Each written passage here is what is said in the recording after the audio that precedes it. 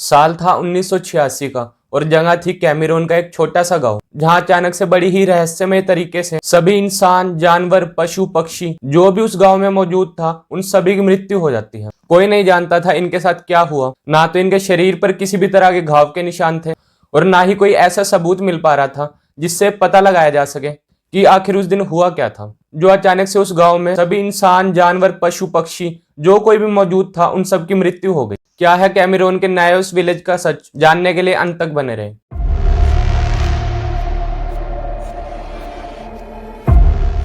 तो साल था 1986 का, जब कैमरून के नायोस विलेज में हजारों लोग अपने घरों में मरे हुए पाए जाते हैं और सड़कों पर भी कई सारे जानवर मरे हुए पड़े होते हैं। सबसे ज्यादा हैरानी की बात यह थी कि इन सबकी मौत एक ही समय पर हुई थी और किसी के भी शरीर पर ऐसा कोई निशान नहीं था जिससे पता लगाया जा सके कि इनकी मौत किस कारण से हुई है। रिपोर्ट्स के मुताबिक उस वक्त 1700 से भी ज्यादा लोगों की मौत हुई थी और 1000 से भी ज्यादा जानवर मरे हुए पाए गए थे। जब मेडिकल की टीम वहां जांच करने पहुंची तो उनके हाथ भी कुछ नहीं लगा, जिसके बाद ये मिस्ट्री इतनी बढ़ गई कि इसे सुलझाने के लिए साइंटिस्ट की एक टीम को वहां बुलाया गया ताकि ये पता लगाया जा सके कि एक्चुअल में उस दिन हुआ क्या था। अब जब साइंटिस्ट अपनी रिसर्च शुरू करते हैं तो उन्हें पता चलता है ये जो नायोस विलेज है, इससे कुछ माइल्स की दूरी पर जो लोग रहते हैं उनकी भी उसी दिन इसी तरह से मौत हुई थी। लेकिन इस गांव से कुछ दूर होने के कारण उस दिन 8 लोग जिंदा बच गए थे, जिससे साइंटिस्ट ने बातचीत की और इस पूरे मामले का पता लगाने की कोशिश की। साइंटिस्ट को रिसर्च के दौरान 3 क्लूज मिले, जिसमें पहला था विक्टिम रेंज।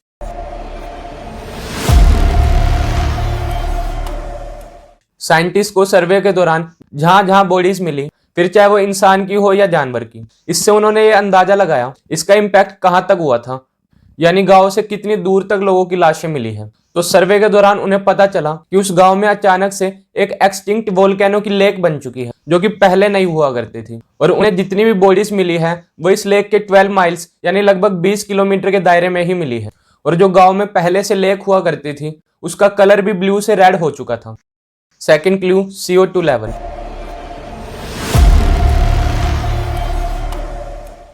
तो साइंटिस्ट ने इस लेक के कुछ सैंपल्स लेकर रिसर्च करना शुरू किया तो उन्हें पता चला लेक के जो ये टॉप पर रेड रेड दिखाई दे रहा है ये डिसॉल्व आयरन है। और उन्हें लेक के पानी में भी काफी ज्यादा मात्रा में कार्बन डाइऑक्साइड मिली। जब साइंटिस्ट इस लेक से और गहराई से लाए हुए सैंपल का टेस्ट करने लगे तो उसमें और भी ज्यादा प्रेशर था, जिसके चलते वो एक्सप्लोड हो गई और सभी गैस रिलीज होने लगी। Third clue, location.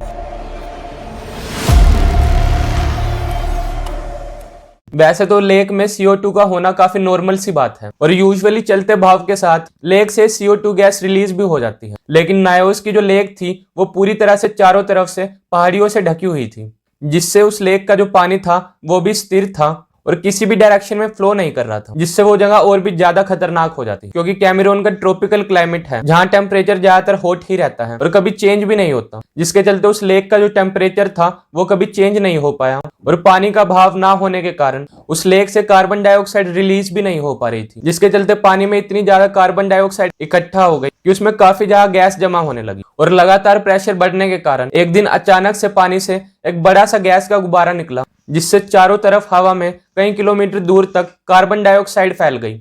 और हवा में सफिशिएंट ऑक्सीजन ना होने के कारण उस एरिया में मौजूद सभी इंसान, जानवर, पशु, पक्षी सबका दम घुटने के कारण मौत हो गई।